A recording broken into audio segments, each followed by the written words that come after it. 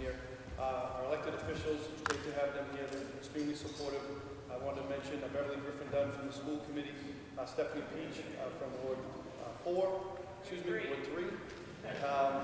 John Turco, Councilor at Large, Ann Manning Martin, Councilor at Large, Tom Beard, Councilor at Large, Joe Amico from our school committee, and of course our state representative, Tom Walsh, who's restrained. So thank you all for being here, and very appreciative. This is always something I look forward to.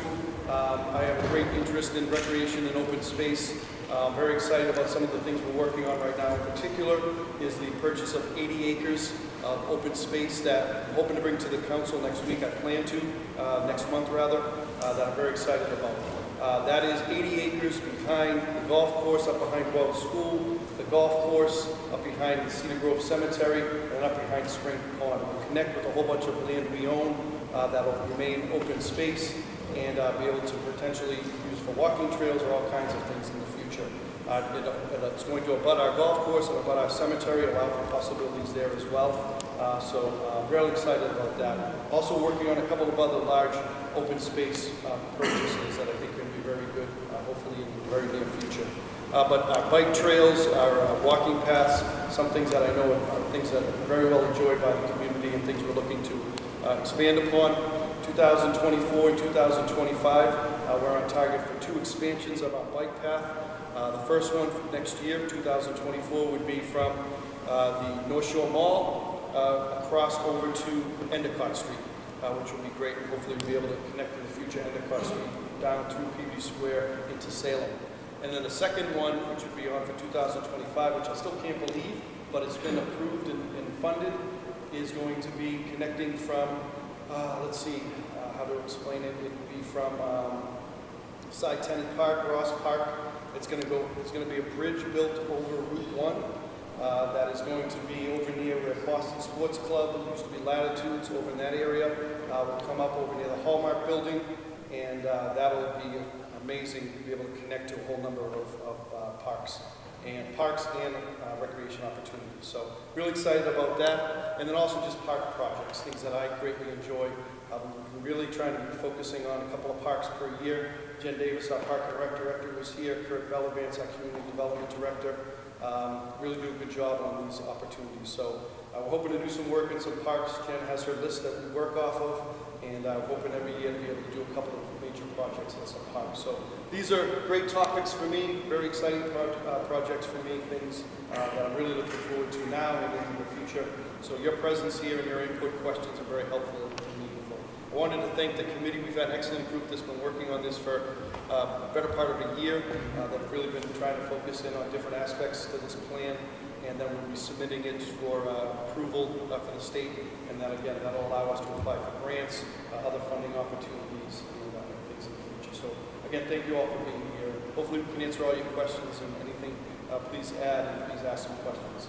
Thank you so much. I'll turn it over to Drew Levin from our Community Development Department. Drew? Thank you, Mayor. Well, thank you again, everyone, for being here. I'll try to keep this pretty short and concise, so we don't take up your whole night. But yeah, exactly like the mayor said, Recreation Open Space Plan, extremely important document, especially because it has the critical piece in the end there with this 7-year action plan, what's going to help direct future projects, improvements, expansions throughout the city with our recreation and open space areas. But don't want to get too ahead of myself. So I threw some transitions in here that I'm scared where I put them. I forget. So if anything crazy pops up on the screen, my apologies if something jumps in. But quick agenda. There we go. Now we can see a little better. Quick little welcome overview of what a recreation and open space plan is. I'm sure most of you might not have ever heard that before, what this is before. What we've completed since the 2015 recreation and open space plan was updated. What our 2023 plan has and entails.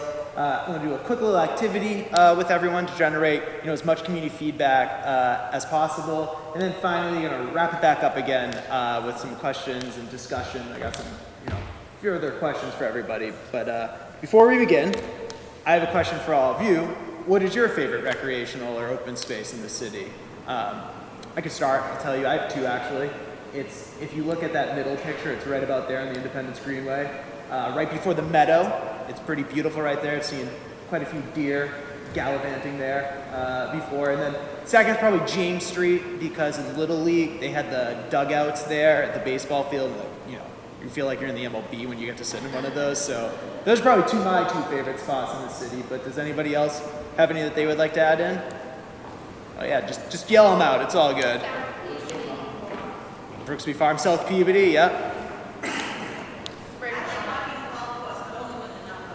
Yeah, that's a safe thing to throw in there. Yeah, especially when they're not golfing. Counselor McGinn, you got one or no? Anyone else? Guys, we have so many great spots in this city. We gotta have more than that.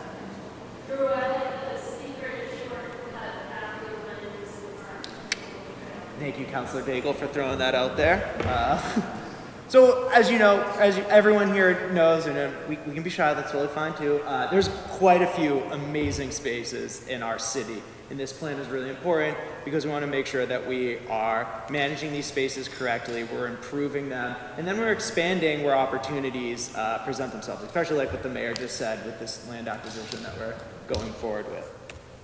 So, what is a recreation and open space plan? Kind of already mentioned a bunch of times, but extremely critical, but it is key for all future management and development of our recreation and open spaces in the city. So, Drew, what's a recreation and open space? Well, it's Radin Park, it is Sidney's Pond Conservation Area, it's the Independence Greenway, it's James Street Basketball Court, it's the Perkins Street Dog Park, it's the Driscoll Futsal Rink. It is all-encompassing. It is conservation area that exists that you didn't even know in the back of your neighborhood. This is our recreation and open spaces in the city.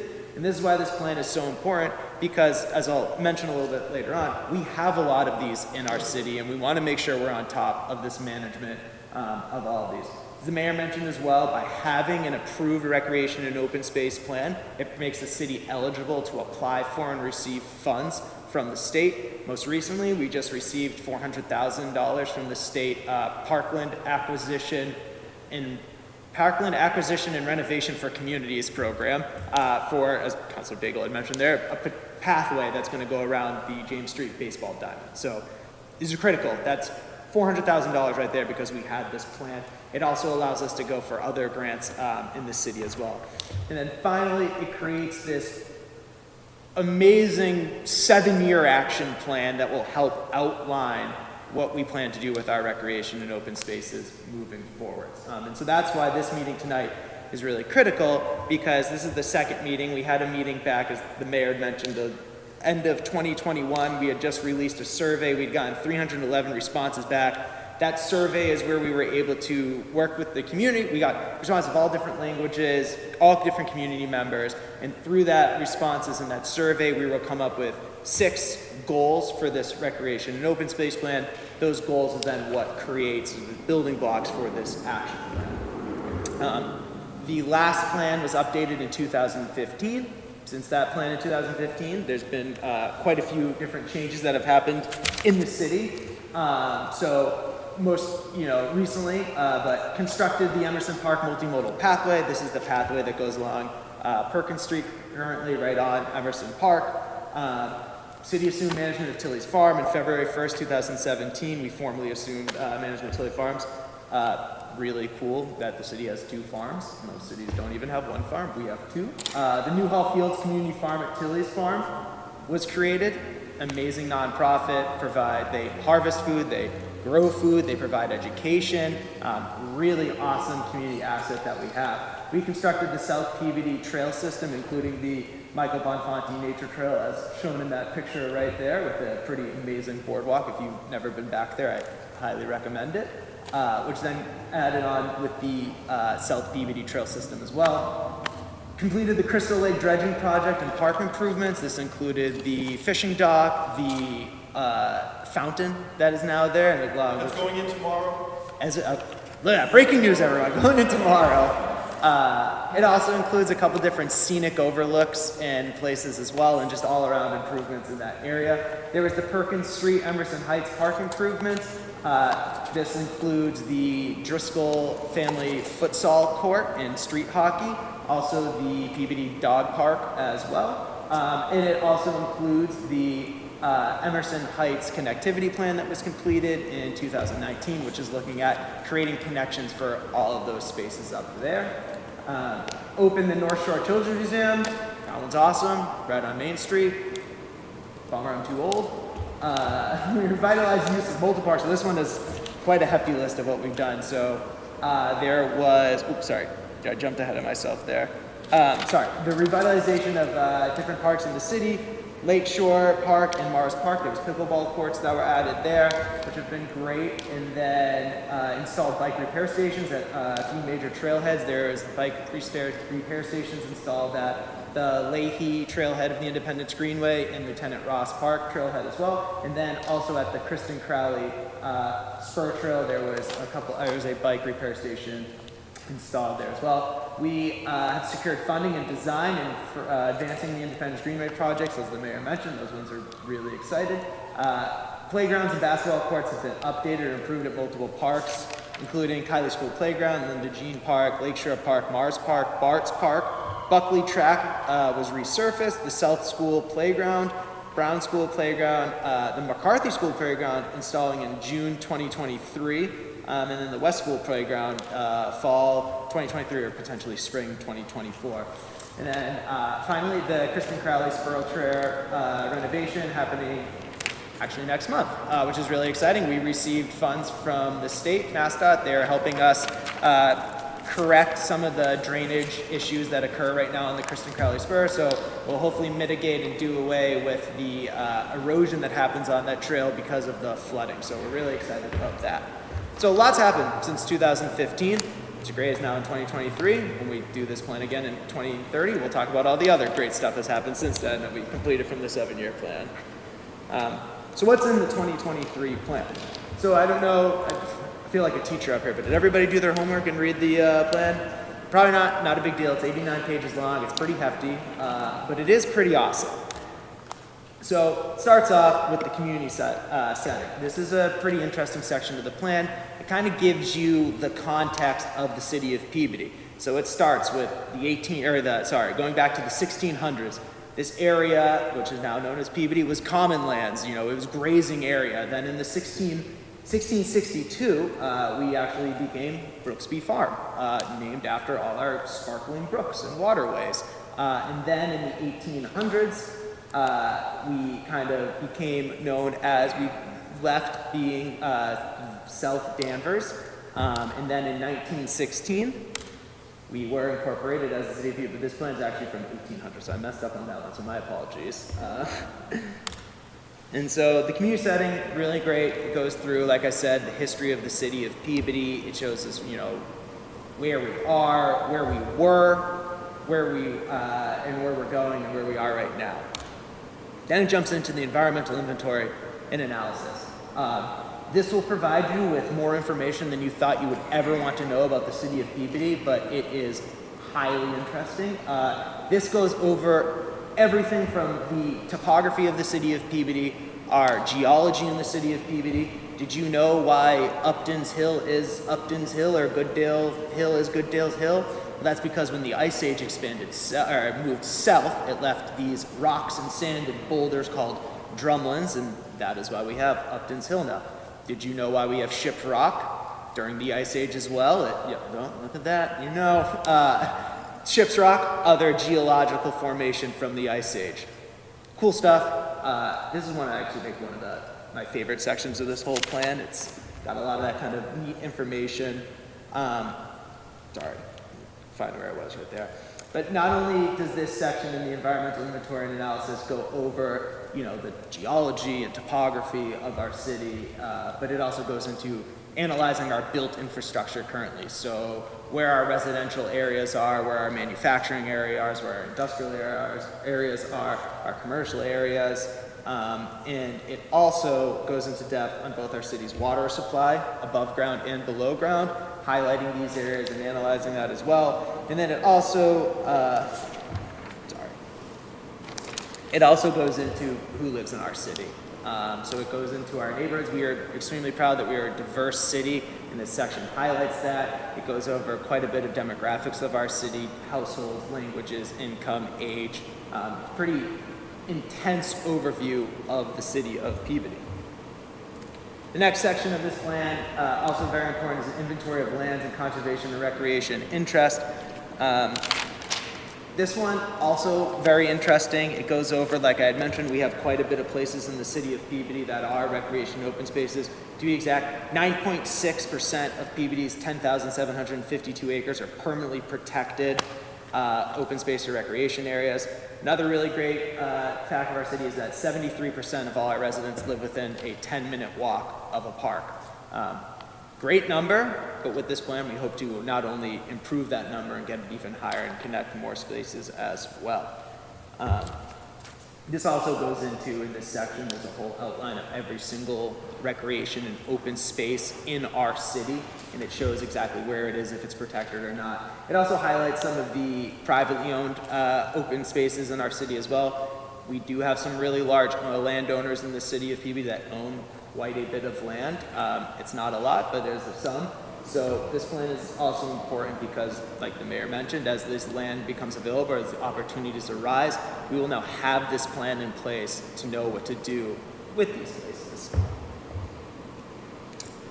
So, community vision section, this is where we kind of take those top 3 things, push them all together, bring everybody in, and we start to formulate what this 7-year action plan was. So, like I mentioned, in the end of 2021, early 2022, we released a community survey where we wanted to get to know what the people of Peabody wanted for recreation and open space in our city.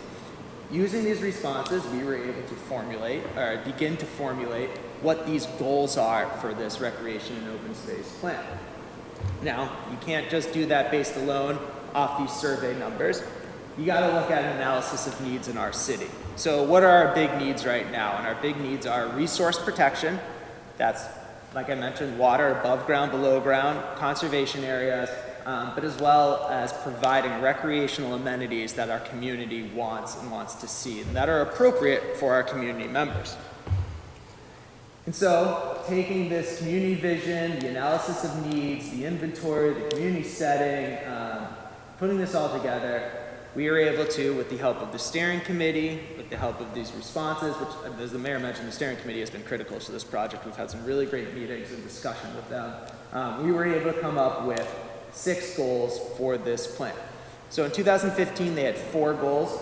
We took those 4 goals, very important goals. A lot of the responses in steering committee response to those goals was that they are still important, but there's some slight changes that could be made to them.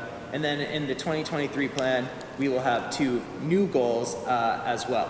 So this is where the transitions might get weird because I forget what I did. All right, there we go. Goal number 1. This is a pretty straightforward one, but extremely important. It's to develop, I'm sorry it's kind of far away, I'm now noticing for some people, but to develop and maintain available open space, improving access to and connectivity among open spaces, recreational facilities, and other important city resources while providing a variety of active and passive recreational and cultural opportunities for all Peabody residents. Like I said, this one's pretty general, but it's a really important one. We need to continue to develop open space, and we need to continue to maintain our open space. As I keep mentioning, we have some really amazing spaces here. We got to make sure that they stay, usable, stay looking nice, and then, like I said, mentioned expanding where those opportunities are as well. Goal number 2, to improve management and maintenance of existing open space, natural resources, and recreational facilities. Also very important, as I mentioned, the maintenance and management of our existing spaces. It's great that we are expanding and, acting on these opportunities. We have a lot of existing recreational and open spaces in our community already. Let's make sure that we're maintaining them and improving them as we go along. And goal number 3, this one's also really important. This one will be added in actually with this coordination and collaboration businesses. It's not just the city of Peabody that owns recreation and open spaces in our community. As I mentioned, we have private landowners that own land. We have private landowners that want to build on their land and create new developments. We need to be able to work with those developers to make sure that that open space is added into these plans and that they are preserving to their best ability these open spaces as well. And then there's also just collaboration between, city departments, committees, even other communities. Danvers Rail Trail, we are having we're the border to Boston Trail. 6 communities, I believe it goes through, and and it's an amazing asset to our community. But as other communities around us are adding in bike trails or different walking paths? How can we work with you to make sure that we are connecting and making connection as safe as possible and, the most appropriate connections as possible?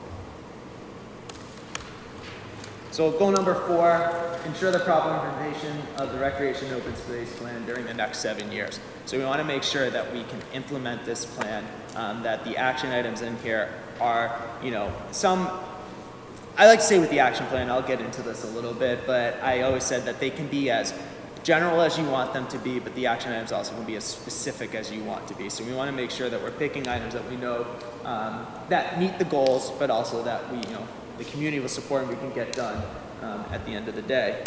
And then finally, this is where we're going to get into the 2 new goals. So since 2015, not only has the city of Peabody, grown with population, but with recreation and open spaces, but the goals have grown as well. And, we wanted a plan that reflects 2023. And so the new goal that was added in is to preserve, restore, and enhance natural resources that increase Peabody's resilience to the effect of climate change and expand opportunities for passive and active recreation. We want to make sure that when we are doing recreation and open space projects in the future, that climate resiliency is at the forefront of that. That means if we can be able to reduce pavement in an area and do more green space, if we can use permeable pavement, if we can promote more rain gardens, if we can promote more climate resilient projects such as, for one instance, it was actually completed at the last plan, but it kind of works perfectly with this one, but the Scouting Woods Disc Golf Park. That was an awesome opportunity. We were able to provide upstream storage and also provide at the same time a recreational property up there as well. The Riverwalk, great example of this. That's going to be an amazing addition to our downtown, which is including climate resiliency in that project. And then finally, the 6th goal is to increase equitable access to quality parks and green space, recreation facilities, as well as programs that are safe, inclusive, and culturally relevant and welcoming to everyone. We want to make sure that our parks are open to all in our community. Everyone is welcome at our parks, and we want to ensure that as we are moving forwards with improvement projects, with expansion projects, and new projects, that equity is at the forefront.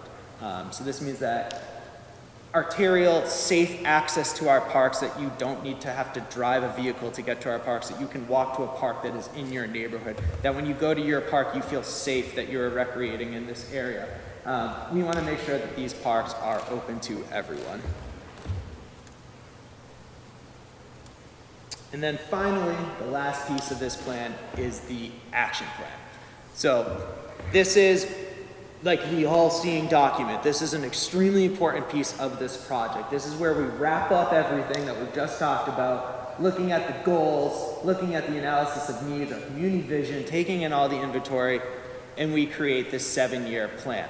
So how this plan works is you have our goals, which were those 6 goals that I had just gone over, and then you have an objective with each goal on how we're going to reach those goals, and then each objective has an action item. So rather than sit here and I feel like a college professor and have everybody just listen to what I'm saying, I thought we could do a little bit of an activity because we want to make sure we can get all the community feedback as possible before we send this plan in. I have set up right here on this table all 6 goals with each objective listed underneath. And I have sticky pads and some pens on the side. And what I would love is for everyone to stand up, move their legs a little bit, grab a sticky pad, grab a pen. You don't have to start and go 1, 2, 3, 4, 5, 6. You can start at any one you want.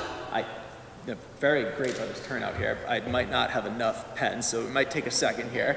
But taking a sticky pad, this is where those transitions I was talking about. There we go. Taking a sticky pad, I'd love for you to read the goals that we just went over, looking at the objectives, come up with an action item that you think best would accomplish that objective in that goal, and then place it next to the one. So if you wanted goal 1, objective 2, you put it right there and put it across as so. So by all means, please come up, grab a sticky note, grab a pen, look through the goals, and come up with an action item that you think would best accomplish each goal and corresponding objective. So we'll take about like 15 minutes or so, and yeah, please, they're all up here. And Justin, can you turn up the lights a little bit?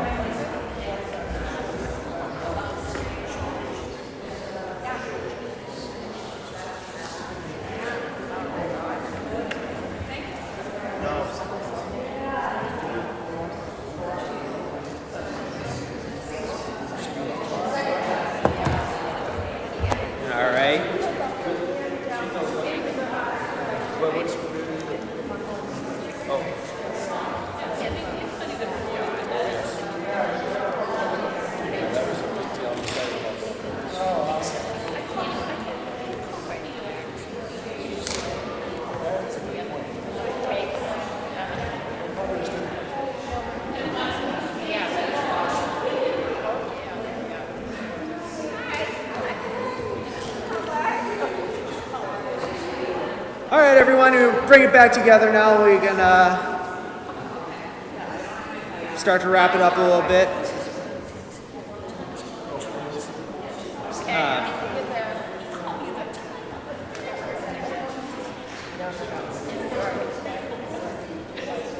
All right, everyone. Well, thank you for taking part in this little activity.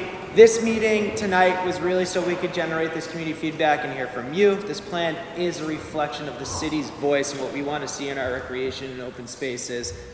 This is really important. We have an outline right now of action items that we have, but this will only be able to add more of these into there and help revise maybe some of the ones that we've had. Heard some really amazing comments tonight and things to look at, which we will definitely be doing moving forwards and taking that into, or not into consideration, but adding that into our plan. So before we wrapped up for the night, I had a couple questions, or a few questions up there about this plan. I know many of you might not have read it, which I don't blame you. It's a really long document. I do know some of you did read it, which I applaud you for. But for any of those that maybe read a little bit of the plan or looked through, was there anything in there that surprised you the most? Yeah?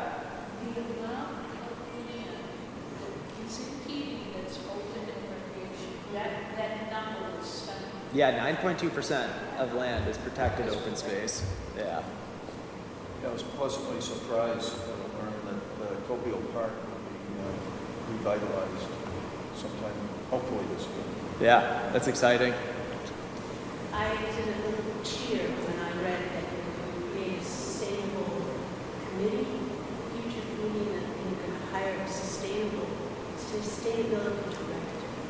We really don't have that kind of voice anywhere else. I've never seen it. I had to find it in the open space plan. So that's to your credit, but that is really remarkable. That would change so much. And just to add that to that, you can't have a sustainable future plan without involving the commission.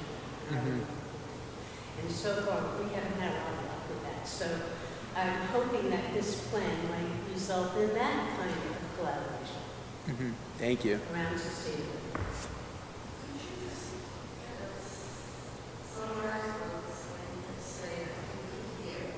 She was talking about this sustainability moving forwards in the future of our city and bringing to the table all departments and organizations in the city as well in climate resiliency and sustainability challenges that we face and things moving forwards. And actually paying somebody to do the work so that it doesn't all come back to us.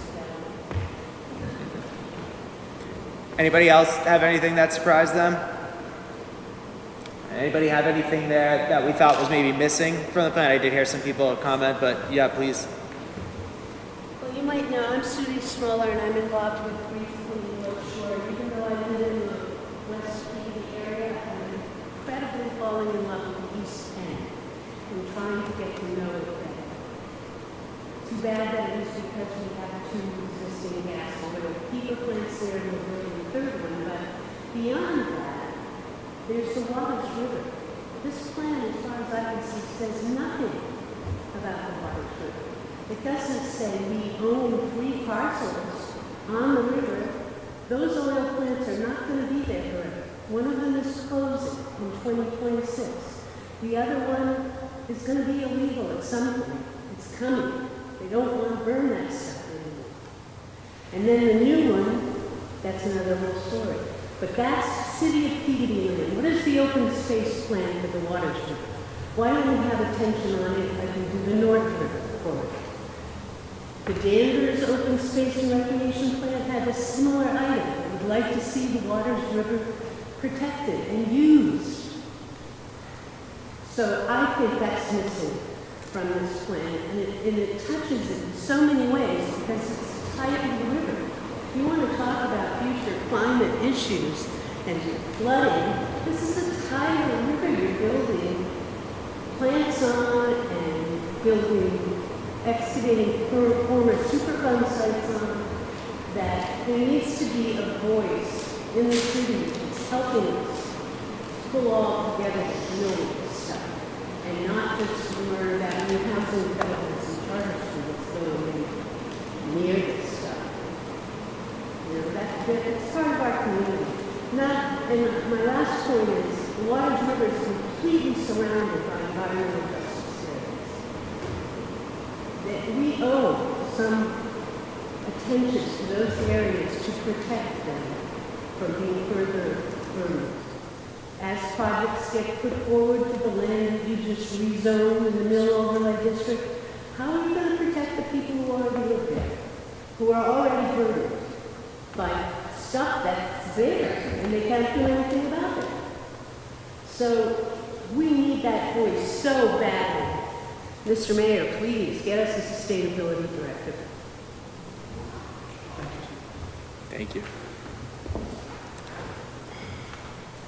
All right, and then the best part of it is what are you excited about with the 2023 plan? We've heard some different comments tonight here about it, but is there anything in there that you're excited to see in that was listed in the action plan or that has been mentioned in the goals?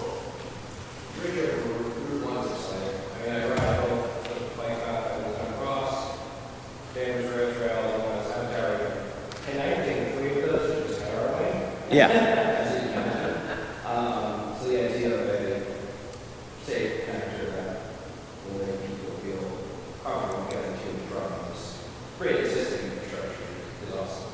Yeah, but we're excited about that one, and I can kind of nerd out about a lot of these things. But that one's really exciting because not only is this a recreation and open space amenity, but this is an economic development and an economic benefit as well. You're going to be able to live in our downtown and bike without using a road and get all the way to the other side of our city of Peabody. You're going to be able to bike from our downtown, get to the high school. If you're a student, you're going to be in another section of West Peabody and be able to get to the high school as a student. You're going to be able to be a high school student that works somewhere on 114, get out of school and be able to bike up the Kristen Crowley Trail, and you can get somewhere on 114. Now, these pathways and different parks that we're building are recreation amenities as much as they are, economic benefits for our community as well. And so that was something that was really important with this equity item, is that these are for all our community members, and we're pretty lucky a lot of times that we get to use these things for recreational amenities, but it's great when you're also able to safely traverse to your job without having a barrier of a car anymore, and you're able to walk or bike there as well. So yeah, we're super excited about that one. I know the mayor said that it's pretty exciting because the state is paying for quite a bit of that one. Yeah. Well, thank you. These suggestions are great. I'm just scribbling them down. Thank you, Sudie. That was helpful. Thank you. Does everybody know the Kristen Crowley walking trail that's mentioned?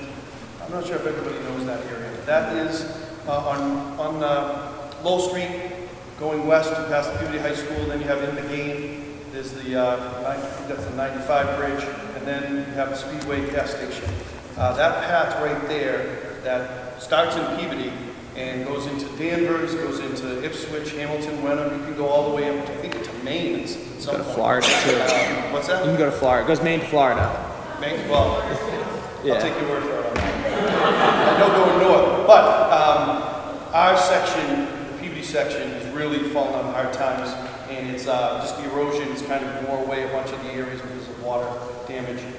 We got a grant, and we're going to be starting, we mentioned earlier, we're going to be starting hopefully either later this month or in early May. It's all set. We're actually just waiting on a couple of, it's actually been funded, and we've already hired the company. We just wanted to wait till the weather got a little bit better. But we're going to be resurfacing that whole stretch to Danvers, which is about a mile that goes into Danvers. So we're really excited about that. But yeah, we'll be able to connect from the end of Russell Street, the Middleton Peabody line, going behind Aggregate Industries, and then weaving its way over to Cy-Tenny Park, Ross Park, with the bridge over to connect, that will be able to connect eventually to Clark Road, which runs on the side of Lowell Street, kind of behind the old Lomar. It's not Lomar anymore, but I still call it Lomar area, kind of all the way to Sioux Chang's. Connecting across Sioux Chang's to North Shore Mall, and then we're going to be connecting, the works for 2024 will be from the mall to Endicott Street.